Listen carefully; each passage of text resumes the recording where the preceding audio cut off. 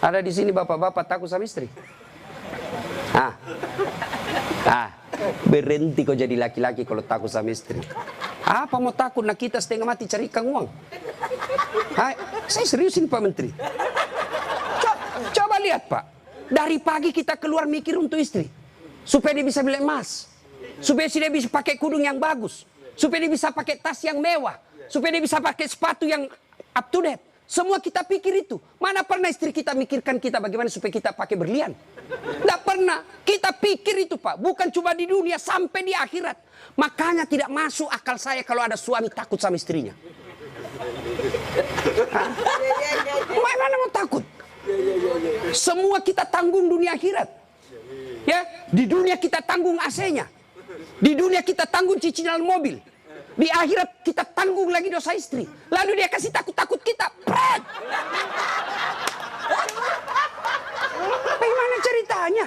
Lain kalau dia kasih kita modal 10 miliar. Kau sudahlah, kau duduk saja. Kita takutlah nanti habis modal. Tapi kalau kita juga yang cari uang. Lalu kita takut sama istri. Tidak masuk akal saya.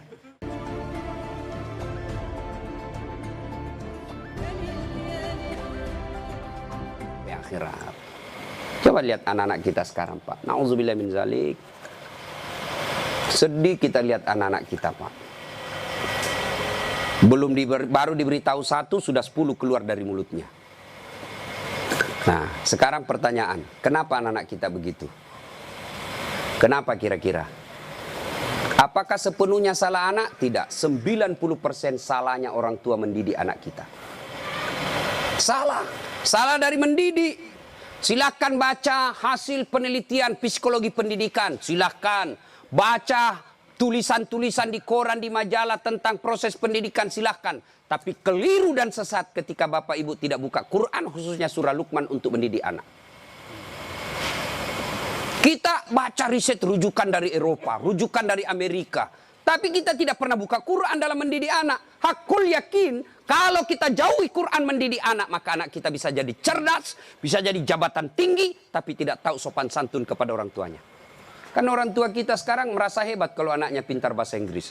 Ustadz, itu anaknya hebat betul tetangga saya. Kenapa? Itu belum SD itu Ustadz sudah lancar bahasa Inggris. Apa hebatnya? Banyak yang begitu. Masa banyak Ustadz? Silakan bapak-bapak ke Inggris. Tanya Pak Menteri. Tanya Pak Menteri. Itu anak-anak di Inggris dari kecil dia bahasa Inggris Pak. Bener. Ayo. Meskipun dia lancar bahasa Korea, bahasa Inggris. Kalau berdoa dia pakai bahasa Inggris. Oh my God, please help me my mother. Pasti dia pakai bahasa Bugis juga kalau dia orang Bugis. Ya kan? Ngapain Pak? Maka didik anak kita Quran kembalinya. Satu kisah. Rasulullah ke suatu tempat. Dalam perjalanan ke tempat tersebut, Nabi melewati pemakaman. Nabi lalu bersabda, langkahkan kakimu dengan cepat ketika lewat pemakaman. Seluruh sahabat mempercepat langkahnya. Sampai Nabi di tujuan. Selesai urusan, balik lagi dengan rute yang sama. Lewat di pemakaman, seluruh sahabat melangkahkan kaki dengan cepat. Karena tadi diperintah cepat, tanpa perintah Nabi, percepat langkah. Nabi katakan, tidak usah, kau santai aja jalan. Ya Rasulullah, tadi pergi disuruh cepat, sekarang kau tidak. Kata Nabi, tadi itu andai kau diberi telinga seperti pendengaranku. Tadi itu waktu pergi disiksa orang dalam kubur. Saya tidak mau lama-lama mendengarnya. Tidak tega saya mendengar dia disiksa. Maka saya mau jauh supaya saya tidak dengar. Waktu pulang tidak lagi. Kenapa? Saya dengar berita dari Jibril. Allah perintahkan hentikan siksaanmu wahai penyiksa di kubur. Tidak mungkin saya siksa orang tuanya di kuburnya. Sementara anaknya di dunia lagi belajar mengaji membaca basmalah. Bismillahirrahmanirrahim. Baru kalimat basmalah dia baca anaknya. Allah sudah katakan berhenti kau siksa anaknya, orang tuanya. Nabi tidak mengatakan saya dengar anaknya kursus bahasa Inggris. Anaknya kursus aritmatika. Anaknya kursus komputer. Tidak. Tapi apa? Quran. Maka didik anak kita Quran. Ya Pak ya, itu dosa anak-anak yang masih sekolah. Kalau kita ini yang sudah punya istri, model durhakanya, nah seperti tadi, lebih takut sama istrinya daripada ibunya. Ada di sini bapak-bapak takut sama istri. Berhenti kau jadi laki-laki kalau takut sama istri. Apa mau takut? Nah kita setengah mati cari ikan uang. Saya seriusin Pak Menteri. lihat Pak, dari pagi kita keluar mikir untuk istri. Supaya dia bisa beli emas. Supaya dia bisa pakai kudung yang bagus. Supaya dia bisa pakai tas yang mewah. Supaya dia bisa pakai sepatu yang up to date. Semua kita pikir itu. Mana pernah istri kita mikirkan kita bagaimana supaya kita pakai berlian? Tidak pernah. Kita pikir itu Pak. Bukan cuma di dunia, sampai di akhirat. Makanya tidak masuk akal saya kalau ada suami takut sama istrinya. Mana mau takut? Semua kita tanggung dunia akhirat. Ya, di dunia kita tanggung AC-nya. Di dunia kita tanggung cicilan mobil. Di akhirat kita tanggung lagi dosa istri. Lalu dia kasih takut-takut kita. Pret! Bagaimana ceritanya? Lain kalau dia kasih kita modal 10 miliar. Kau sudahlah, kau duduk saja. Kita takutlah nanti habis modal. Tapi kalau kita juga yang cari uang. Lalu kita takut sama istri. Tidak masuk akal saya. Ya nggak Ustaz. Dia pecahkan piring. Kalau dia pecahkan satu, kasih pecah satu lusin. Kenapa? Piring boleh dibeli. Harga diri sebagai suami tidak boleh diinjak-injak istri. Takbir. Yang takbir pasti takut sama istrinya. Coba. Itu kan ada laki-laki dosa sama mertua, sama ibunya gara-gara takut sama istri. Contoh ya. Nih dapat bonus di kantor. Lalu suaminya berkata, "Ma, ini kan COVID lama kita tidak kunjungi bapak di kampung. Kita kunjung tentu bawa wabah buat ibu bapak kita. Sudahlah, ini bonus kita transfer aja. Mudah-mudahan ini bisa digunakan ibu. Beli makanan kesukaan. Dia menikmati akhir usia senja." Apa kata istrinya? "Apa? Ibumu terus. Kawin kok sama ibumu? Nih dongo. Mana orang bisa kawin sama ibu? Ada kan ibu ngomong begitu, beleng-beleng. Ini asli beleng-beleng. Mana bisa pilih kok, mamamu atau saya? Mana bisa dipilih antara ibu dengan istri? Ini pilihan yang tidak masuk di akal. Kalau saya istri saya bilang begitu, ceraikan saya. Sini kok, saya ajar kok bagaimana isi formulir penceraian. Benar Pak, jangan sampai bapak berdosa gara-gara takut sama istri. Hilang berkah hidup rumah tangga kalau ibu takut sama istri berbuat baik sama orang tua gara-gara takut sama istri. Mestinya istri yang baik. Dia sujud syukur ketika mertua anaknya. Kenapa? Berdoa, "Ya Allah, mudah-mudahan anakku juga seperti ini ketika saya sudah punya istri, masih mengingat saya." Tapi kalau dari kecil anak kita dipertontonkan tidak boleh berbuat baik sama mertua, maka begitu ibu nanti juga tua, dikasih masuk panti jompo sama anak mantunya. Si mau kok. Dari ibu ya. Mestinya sujud syukur. Alhamdulillah saya punya suami perhatian betul sama mertua. Mudah-mudahan anak saya juga seperti ini. Ya Allah, terima kasih kau kirim orang tua ini. Gara-gara ini orang tua saya punya suami jadi menteri. Andai saja bukan suami ini, orang tua ini punya anak, mungkin suami saya pengangguran. Bersyukur dengan cara apa? Jangan halangi. Dan kita juga suami jangan bersebelah. Mertua juga kita adalah orang tua kita. Konsep Islam itu ada 3 orang tua. 1 ibu bapak, 2 mertua, 3 orang yang pernah mengajari ilmu. Itu orang tua kita. Maka yang baik, datang ibunya suami, istri yang kasih hadiah. Datang orang tuanya istri, suami yang kasih hadiah. Malah jangan sembunyi-sembunyi. Karena takut sama istri, masuk di dapur mamanya. Mak. Jangan dilihat istri saya, mati saya. Beleng-beleng. Ya? Takbir. Jangan sampai bapak menjadi anak durhaka hanya karena takut kepada istri. Itu camkan itu Pak. Maka saya bilang sama istri saya, boleh kau marah-marah sama saya. Ada rezeki dari saya, kau habisi duit, itu rezekimu. Boleh kau maki-maki saya kalau kau marah. Boleh kau lempar kepalaku, yang penting tidak dikena. Satu yang tidak boleh saya dengar, jangan pernah kau sakiti perasaan ibu saya. Begitu sakit perasaan ibu saya, tidak ada mantan orang tua. Tapi istri, banyak namanya mantan istri. Nah itu harus tegas, ini prinsip buat kita anak. Nah ini golongan pertama yang menderita ketika sakaratil maut, anak yang durhaka kepada orang tuanya. Bagaimana dengan almarhum anak Pak Tony? Atau kita yang sudah meninggal orang tuanya?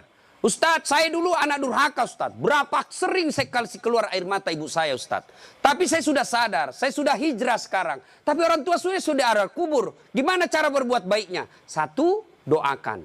Mendoakan orang tua tidak harus pakai bahasa Arab. Mendoakan orang tua bagi yang menikah ada 4 minimal kita minta. Ya Allah, ampuni dosanya. 2, terima amalnya. Ada amal tidak diterima? Ada. Amal-amal pilkada. Sumbang jilbab 10.000 supaya dicoblos. Nah, nanti ya Allah mana jilbabku 10.000 kata malaikat, bos pilkada jilbabmu.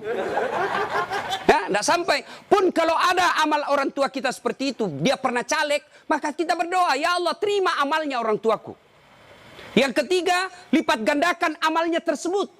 Dan yang keempat, lapangkan alam kuburnya, jadikan kuburnya menjadi taman-taman sorga. Lalu tutup dengan doa yang ada Al-Quran, Allahumma gfirli wali walidayya warhamhuma kama rabbayani saghira. Doakan. Yang kedua, cara berbuat baik kepada orang tua sebelum meninggal adalah bersedekah atas nama orang tua. Saudara-saudara sekalian, saya sebagai anak pertama, ini memang ada hak waris kita. Rumah ini kita 4 bersaudara, kita punya hak waris. Tapi inilah peninggalan Bapak yang beliau sejak jadi pegawai sampai pensiun mencicil rumah ini. Tidak elok rasanya begitu meninggal, beliau tidak menikmati rumah ini. Lebih baik rumah ini kita jual, kita belikan beliau jadikan masjid. Nah, setengah dari ini warisan barulah kita bagi. Bagaimana adik-adik? Setuju? Setuju, Kak. Nah, biasa kalau ada begini istri yang menghasut. Apa kek, kau kan anak pertama, masa kau mau diatur sama adikmu, dongo ini. Nah, itu biasa itu begitu. Jadi penghasut. Nah, bersedekah atas nama orang tua. Ada lagi yang berkata tidak sampai kalau sudah meninggal Ustaz. Mau bukti bahwa sedekah kepada orang meninggal sampai? Mau bukti? Mau Pak? Mau, saya kasih bukti. Gimana caranya? Bapak meninggal dulu, saya kirimkan sedekah. Sebab yang begini alam gaib Pak, tidak bisa diakali. Kalau Bapak tidak percaya sudah mati duluan deh, saya kirim Fatihah dengan binatang kurban. Yang ketiga, cara berbuat baik kepada orang tua sudah meninggal adalah mengunjungi karib kerabatnya.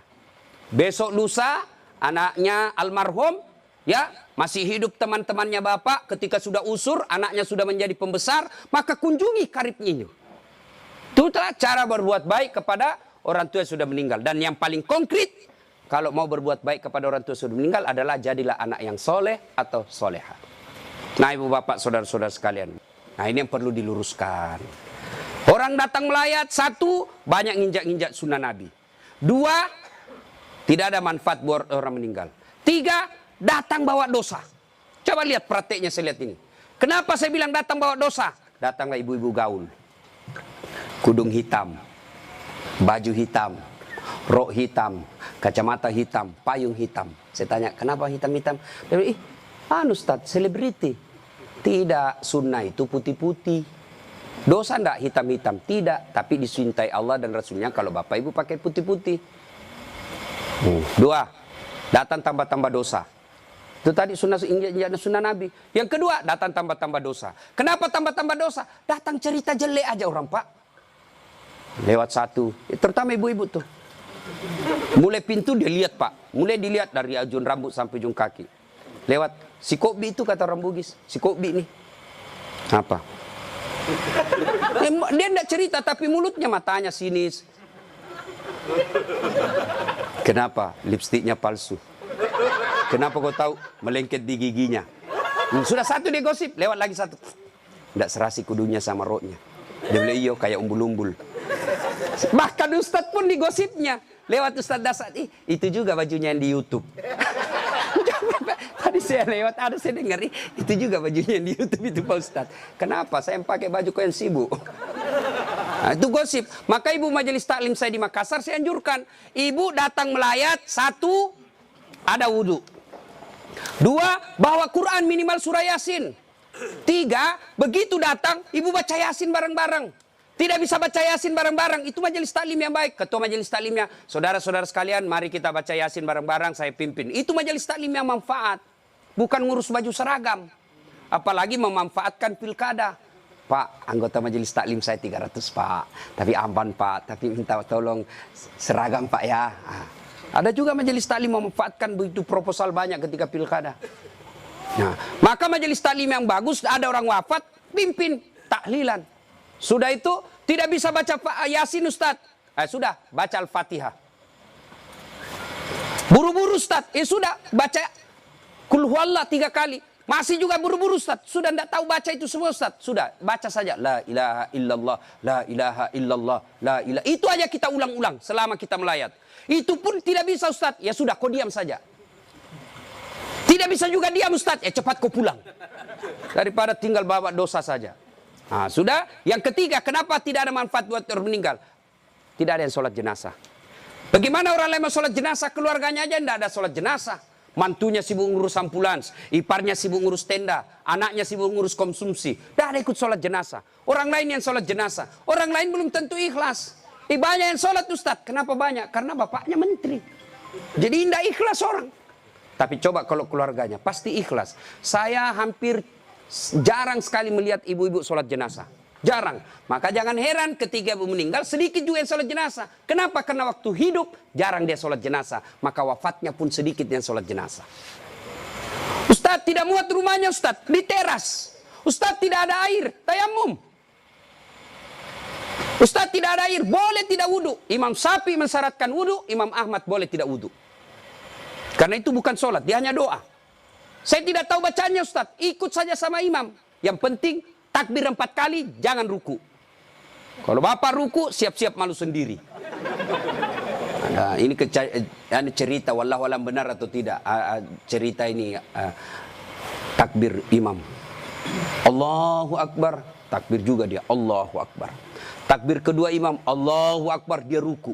Dia, kenapa saya sendirian ruku ini? Takbir ketiga imam, dia sekalian sujud deh. Dia sujud. Pas selesai sholat ditanya, hei, kenapa kau sujud?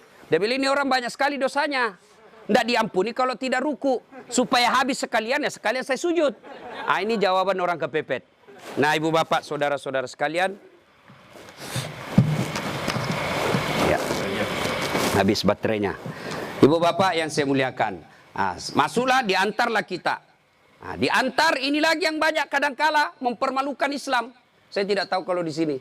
Saya melihat kalau di daerah sebagian Makassar Pak, orang meninggal, kala-kala demo Pak. Naik di mobil dia putar bajunya, orang mati, wah minggir. Sampai mobilnya orang dilempar, jangan begitu. Ngapain buru-buru? Jadi sebelum diantar jenazah, keluarga yang berduka pidato. Terima kasih Bapak Ibu sudah memberikan kami dukungan moral. Tapi tolong jangan mempermalukan kami di jalan. Jangan lagi menambah duka kami dengan mengganggu pengguna jalan yang lain. Saya kalau pergi mengajar tiba-tiba jenazah di mobil jenazah. Bagus cara pengantarannya. Saya minggir Pak, saya kirimkan Fatihah. Kirim Fatihah untuk Rasulullah, saya ikutkan jenazah yang diantar. Tapi kalau menakutkan tidak ada yang mau doakan. Ya? Ngapain buru-buru? Ngapain buru-buru? Kan ada lagi yang paham, tidak tahu dari mana dia belajar. Katanya kalau terlambat disiksa. Bagaimana ceritanya? Kalau dilewati 5 manu, disiksa orang meninggal. Orang meninggal kalau dia... Itu orang sholat, bagi orang yang hidup, orang meninggal, tidak bakal dia disiksa gara-gara dia terlambat dikubur. Ngapain buru-buru? Itu juga sudah ada anunya, liangnya sudah siap. Semua apa perluan pemakaman sudah siap. Apalagi kalau ada wasiat orang yang meninggal. Jangan kau kubur saya sebelum anakku datang dari Amerika. Wajib kita tunggu. Itu wasiat. Ada 7 kewajiban orang hidup terhadap orang mati. 1 diantaranya wasiat. Kecuali wasiatnya bertentangan agama atau melanggar mengandung mudarat. Misal, jangan pernah kau kuburkan saya di tempat kopi. Kuburkan saya di kampung. Tapi keputusan pemerintah karena dia wafat karena COVID, ya boleh tidak diamalkan wasiatnya. Kenapa? Karena dia mengandung mudarat. Atau dia bilang kuburkan saya di kampung.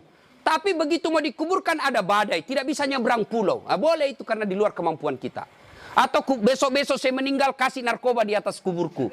Karena dia pecandu narkoba. Tidak boleh itu Pak, melanggar ya. Jadi Bapak, saudara-saudara sekalian. Nah, sampailah kita di pemakaman. Nah, ini juga yang perlu diluruskan. Berapa banyak orang yang sampai pemakaman tidak melaksanakan sunnah Rasul. Diajarkan begitu sampai pemakaman, ucapkan Assalamualaikum ya ahlal kubur. Ya, tidak tahu itu cukup. Semoga keselamatan bagi kemuliaan ke semua penghuni kubur. Insya Allah saya ikut menyusulmu.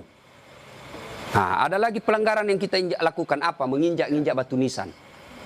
Tidak boleh sama menduduki batu api neraka itu Pak. Ada yang sampai duduk sambil merokok di atas batu nisannya orang. Tidak boleh.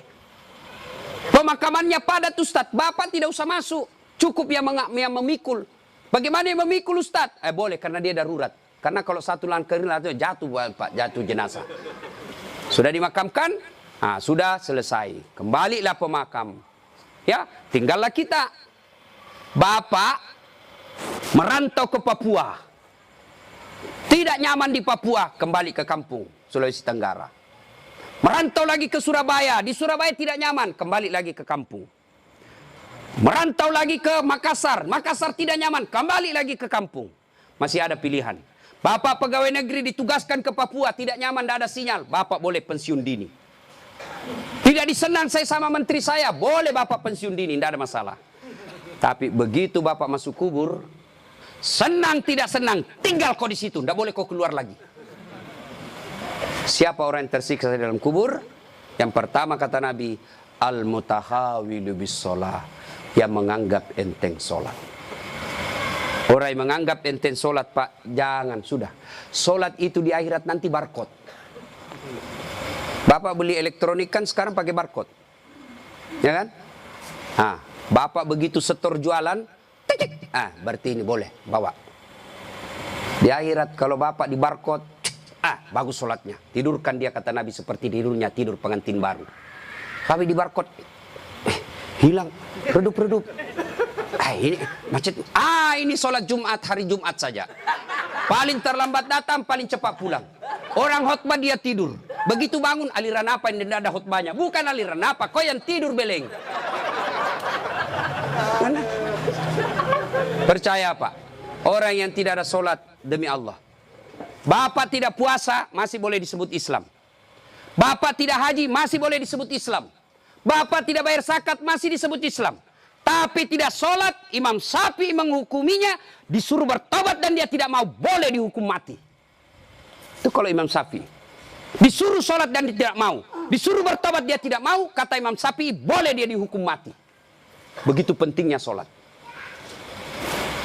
Ketika Allah perintah puasa, ayat saja turun. Allah perintah haji, ayat saja turun. Allah perintah zakat, ayat saja turun. Allah perintah sholat, tidak boleh ayat turun. Rasulullah dijemput oleh 4 malaikat menghadap kepada Allah. Kenapa ini perintah penting? Diberikan perintah sholat. Pak Menteri, ada himbauan kepada seluruh kepala daerah se-Indonesia, hanya berupa himbauan cukup WhatsApp dalam grup. Tapi kalau itu berupa SK yang penting, Gubernur datang kantor menteri. Kenapa? Ini penting. Tidak boleh kau di WhatsApp. Sholat demikian pentingnya, sehingga Nabi harus diundang menghadap. Itulah disebut Isra dan Mi'raj.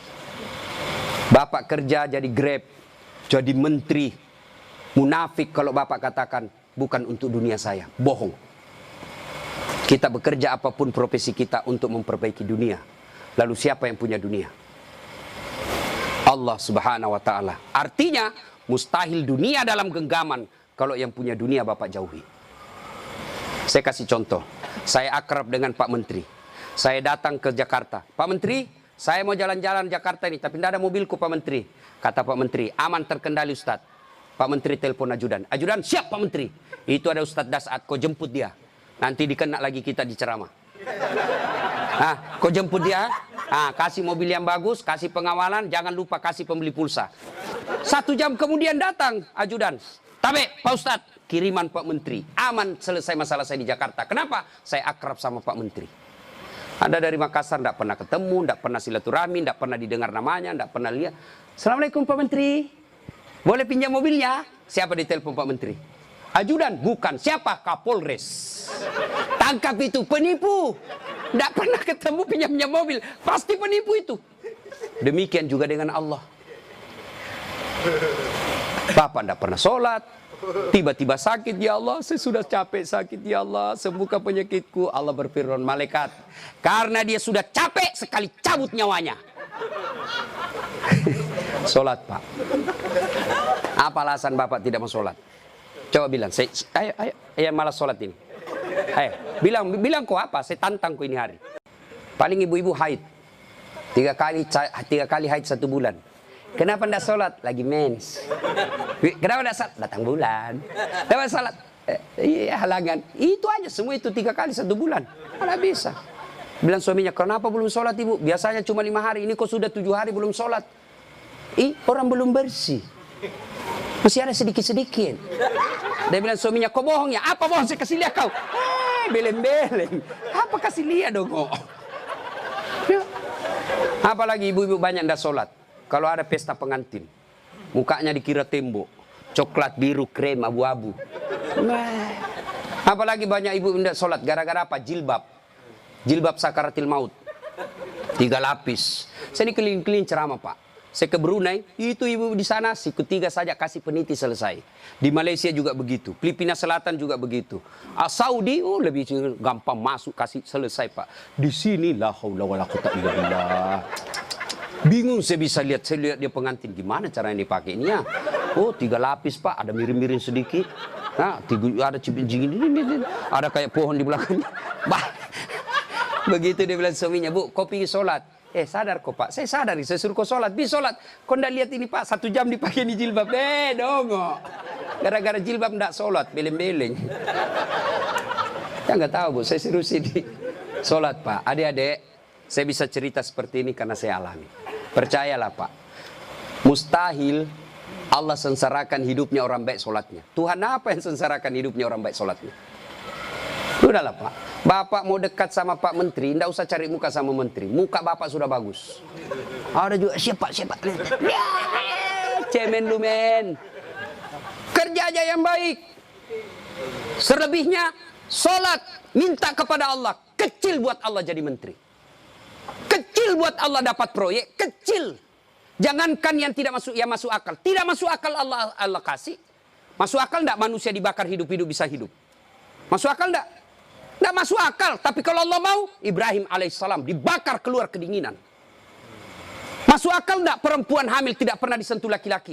Kata ilmu kedokteran, nggak mungkin Ustadz, tapi kalau Allah yang mau, Siti Maryam. Akhir Isa tanpa pernah disentuh laki-laki. Cuma sekarang banyak perempuan mau sayangan Siti Maryam.